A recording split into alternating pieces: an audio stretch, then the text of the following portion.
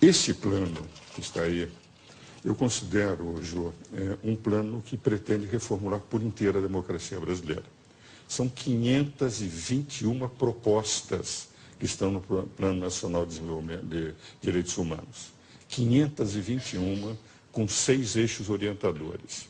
O grande drama desse plano é que é um modelo muito semelhante ao modelo venezuelano. Há um centro de estudos de pesquisas sociais na Espanha que orientou a conformação das 3 condições da Venezuela, do Equador e da Bolívia.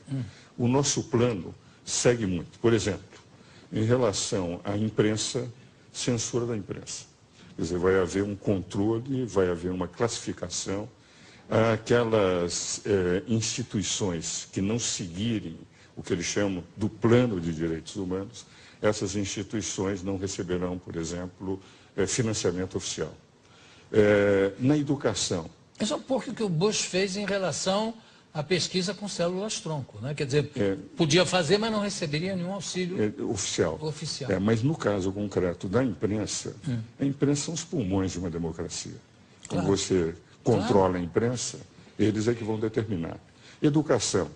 Todos os professores terão que ser educados dentro do que eles chamam deste plano de direitos humanos. E as crianças receberão uma cartilha para seguirem rigorosamente o plano. Então, formando muito no estilo, enfim, da União Soviética, do Hitler, do Mussolini, criar a juventude já amoldada a aceitar o plano. Por exemplo, direito de propriedade.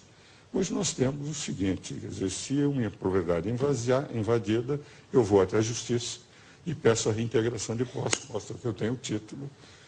Se o invasor invadir uma propriedade, o proprietário fica sem a propriedade.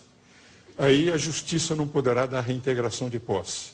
Chamarão a sociedade civil organizada, que é formada pela comunidade deles, e essa determinará se deverá ou não ser devolvida a casa. Ou pode ser urbana, ou pode ser uma propriedade rural. Urbana também? Urbana também. As duas estão colocadas, propriedade rural e urbana. A subutilizada, se a comunidade entender que está havendo subutilização daquela propriedade, etc., só depois desta manifestação é que possivelmente o programa não diz de que forma se fará. Apenas diz que não se poderá dar reintegração de posse imediata antes de haver uma ideação dessa comunidade. Pega-se, por exemplo, o problema, que eu considero extremamente grave, das Forças Armadas e da Polícia. As Forças Armadas, hoje, elas representam, em momento de crise, aquela que determinará a maneira de se controlar, de se manter a ordem e a lei. O que ocorre? As forças policiais são forças auxiliares. Quem comanda é as Forças Armadas. Agora, as forças policiais deixam de estar subordinadas às Forças Armadas, deixam de ser forças auxiliares das Forças Armadas. Cria-se um sistema único de forças policiais, nacional. Então, os governos terão as suas forças policiais controladas por um sistema nacional único. Então, teremos as Forças Armadas se o Brasil entrar em guerra, o Brasil não tem essa vocação, e teremos um controle total das polícias desvinculadas das Forças Armadas, podendo ser as forças policiais apenas forças reservas em caso de guerra. Então, está havendo uma total mudança do sistema, digamos, do regime constitucional. Por exemplo, nós vivemos em representação. Cada deputado paulista, para ser deputado federal, ele precisa de pelo menos 100 mil votos. Que representa? Ele pode ser um mau deputado, mas é o povo que vota. Eles vão substituir um pouco a chamada democracia representativa por uma democracia delegada, que é comum na Venezuela, Bolívia, Equador. Vale dizer, o povo vai ser chamado sempre para votar em plebiscitos e referendos, criando-se quase um sistema semelhante ao sistema da Constituição venezuelana, pela qual haverá o poder executivo, o povo, como os dois poderes, e o poder legislativo, o judiciário e o Ministério Público serão poderes acólitos. Então, é indiscutivelmente um plano que representa o pensamento daqueles que fizeram. Mas é possível o governo se sobrepor ao que está na Constituição? Eles terão que mudar a Constituição. Isso é apenas um programa, é um decreto programático. Eles vão ter que mandar projetos de lei ordinária, projetos de emendas constitucionais para mudar todo esse sistema, Poder Judiciário, Poder Legislativo. Terá que ter uma comissão de direitos humanos a orientar as leis que eles terão que fazer. Eu lhe interrompi com a pergunta que você ia falando... Não, o que eu iria dizer é o seguinte, eu tenho um profundo respeito por aqueles que fizeram esse plano. Alguns deles são meus amigos, debates há muitos anos, entende? Mas eles têm uma convicção de que, por exemplo, Cuba é um país que representa uma democracia, que a Venezuela tem uma democracia representativa, que representa o povo, não precisa. E eles estão pretendendo trazer para o Brasil as convicções ideológicas deles, que eu respeito, não são as minhas. Não, mas como é que Cuba pode ser considerada uma democracia se tem o Fidel, por quem eu tenho, aliás, uma grande admiração pela luta dele, pelo que ele significou para Cuba, tudo isso. Eu confesso que não tenho a mesma admiração. Não, eu digo o seguinte, que um sujeito que desembarca com 12 pessoas numa ilha e toma conta, evidente que se transforma num mito, pelo menos. No tempo que eu estudava na faculdade... Mas será que não surgiu mais ninguém com competência? Olha, no tempo que eu estudava na faculdade, em 57, quando ele começou, a mim me revoltava muito. Nós estudamos sempre o direito de defesa como o principal direito de uma democracia. Claro. Não há democracia sem direito de defesa. Por isso é que eu sou advogado, nunca quis ser magistrado, nem político, nem nada. Agora, naquela época, foram levados milhares de pessoas aos paredões sem nenhum direito de defesa. Eu nunca perdoo alguém que matou sem ter permitido que as pessoas se defendessem. Isso é um genocida. Então, podem admirar o Fidel Castro, mas eu, que sempre vivi defendendo o direito de defesa, que estudava na faculdade, lia todo dia nos jornais, primeira página na época, eram os paredões, ao ponto de nós chamarmos Fidel Paredão Castro, eu não posso admitir. Agora, eu não estou falando nem do sistema, nem do modus operandi do sistema, eu estou falando a figura dele, o carisma que ele tem, eu entendo. Carisma ele tem, indiscutivelmente, como excepcional. O Che Guevara excepcional, também. Excepcional. O que eu não estou de acordo. Agora, o que ocorre? Eles dizem que é uma democracia porque não precisam de eleições. As eleições são apenas confirmativas, só tem o partido oficial. Porque diz que o povo está contente com o que eles fazem. Se nós analisarmos, todos os que têm defendido a Venezuela, o Equador, a Bolívia, esses regimes bolivarianos, e realmente também a Nicarágua e Cuba, que é uma ditadura, ao meu ver, eles estão convencidos que isso é o melhor para o Brasil. Se nós pegarmos o plano diz o seguinte, nesses 20 anos, nós tivemos a onda neoliberal do Brasil. E nós precisamos voltar a um Estado mais forte, as desprivatizações, isso está no introito do plano. Ora, eu acho que esses 20 anos foram os grandes anos de o Brasil saltar de um país relativamente desconhecido, de grande extensão territorial, para ter hoje uma participação no cenário mundial.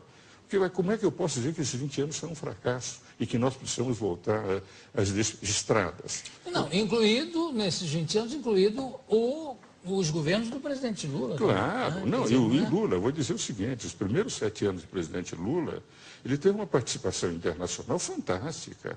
Eu tenho a impressão que o Lula, ele fez um erro a partir do episódio de Honduras. Porque eu tinha certeza que esse ano ele seria indicado para o Prêmio Nobel da Paz.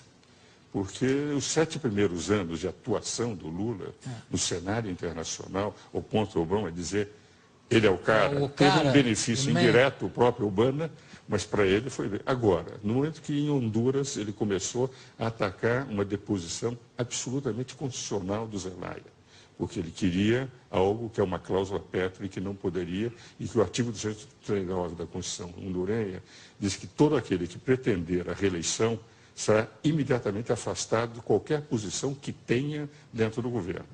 Basta dizer que um dos maiores juristas brasileiros, que é do PT, foi secretário do PT, que é Dalmo Dallari, escreveu um artigo na Folha dizendo realmente foi constitucional a deposição do Zelaya. Ele começou a defender e não aceitou as eleições que foram livres. As eleições foram vigiadas pela comunidade internacional.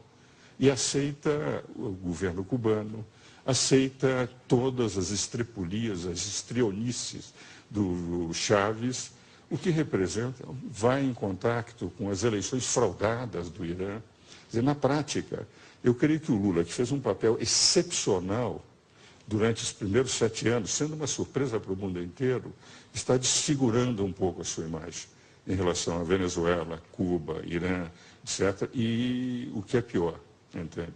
Ao ter assinado esse plano. Porque esse plano representa, se viesse aprovado, eu tenho a impressão que não seria nunca uma reformulação completa, Jô, completa de toda a Constituição. da Constituição. 521 proposições, 521 mudanças eles pretendem no sistema constitucional brasileiro. Eu queria abrir, eu sei que tem inclusive alunos de direito aqui hoje também, não tem? Tem? Eu queria abrir para perguntas ao doutor Ives, se alguém tem alguma pergunta à disposição específica. Pois não? Bom, com relação ao projeto, mais especificamente na parte da censura, queria perguntar para o senhor o que o senhor acha pior? Se é uma censura escancarada, como acontece na Venezuela, que propõe, assim, de certa maneira, o projeto, ou uma censura velada, como acontece também em outros países, também no Brasil, em que a imprensa dita a realidade de acordo com a opinião de certos grupos? Não, a censura que eles estão pretendendo é muito mais grave, semelhante àquela da Venezuela. Porque qual é o capítulo da imprensa? Haverá um órgão que vai definir e fazer a classificação dos artigos. O que vale dizer, o jornalista, conforme o tipo de exposição que fizer, ele vai ser catalogado. Os veículos, os jornais, terão também a sua catalogação para poder ou não receber. E no que concerne à rádio e televisão, como é uma concessão pública, eles poderão inclusive cancelar. Então nós teremos um conselho que irá dizendo o que é que se poderá ou não dizer nos jornais, representando, portanto, uma censura efetiva, sob a alegação de que estão com isto valorizando a Constituição, não permitindo abusos da imprensa. Ora, quem pode atacar os abusos da imprensa é o Poder Judiciário. Sempre que a imprensa abusa, entram as pessoas com ações de indenizações por danos morais ou danos patrimoniais e tem ganho. Há muitos jornais que têm sofrido isso. Então, nós já temos os mecanismos de censura. Agora, eu me lembro, no tempo da exceção, em que eu era conselheiro da Ordem, nós, conselheiros, éramos os únicos que falávamos. E os jornais, quando tinham matérias contrárias ao regime anterior, você se lembra, publicavam poemas de Camões, receitas. Ora, nós não teremos isso. As matérias serão proibidas de serem publicadas. Então, haverá efetivamente uma censura da imprensa escrita e, possivelmente, o corte, como acontece na Venezuela, dos canais de televisão e de rádio que forem contrários. Se lerem o capítulo referente à comunicação social, é extremamente perigoso, porque nós vamos perder os pulmões da sociedade que representam a imprensa. Mais alguém? Aqui? Pois não? Eu gostaria de saber se a população brasileira vai poder opinar de alguma forma, porque isso vai interferir de algum jeito na nossa vida. Como no caso teve o plebiscito contra o desarmamento, isso, queria saber se a população vai ter como opinar de algum jeito. Certo. Veja o seguinte, a forma como eles puseram o plano é um plano com 25 diretrizes, 6 eixos orientadores e 521 proposições. Disseram eles, no introito, que eles discutiram com 14 mil pessoas no Brasil inteiro e diversas instituições. Com todas as instituições que eu falei, que eu conheço, nenhuma delas foi consultada. Então, são instituições de pessoas vinculadas à ideia do plano. Eu mesmo disse para uma dessas pessoas vinculadas a eles o seguinte: 14 mil não representam 190 milhões de brasileiros. Um deputado em São Paulo, para ser eleito, precisa de 100 mil votos, para ser 1/70 dos deputados que representam São Paulo no Congresso Nacional. 100 mil. Eles consultaram 14 mil, em nome de 14 mil estão falando por 190 milhões de brasileiros. Agora, esse projeto vai ter que ser enviado ao Congresso Nacional. Os diversos projetos de lei e as diversas emendas constitucionais. Criar uma justiça comunitária, uma justiça restaurativa antes da justiça comum, é evidente que é uma mudança monumental no capítulo do Poder Judiciário na Constituição. A sensação que eu tenho, entende, é que este ano não haverá possibilidade de eles levarem o plano a ser aprovado. Aliás, nenhum deputado iria correr o risco, de repente, estar indo contra a vontade popular.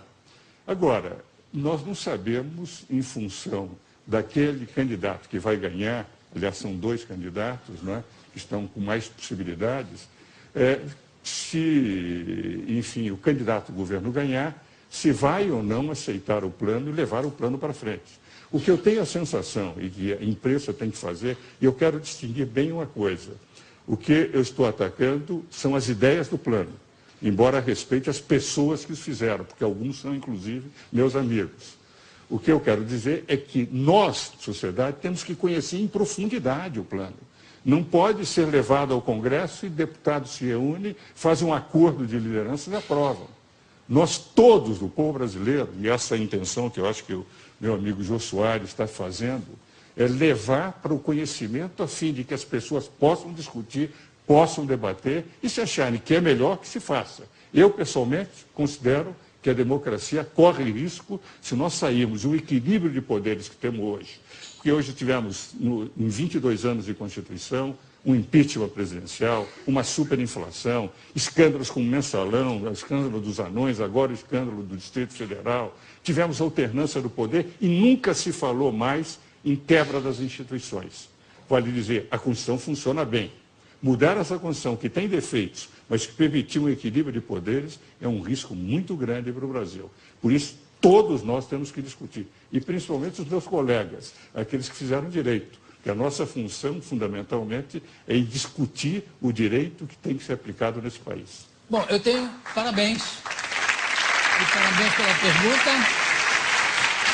Eu tenho tempo para mais uma pergunta, que foi um rapaz que falou junto com... Quem foi? Eu. Foi você? É. Então, diga lá.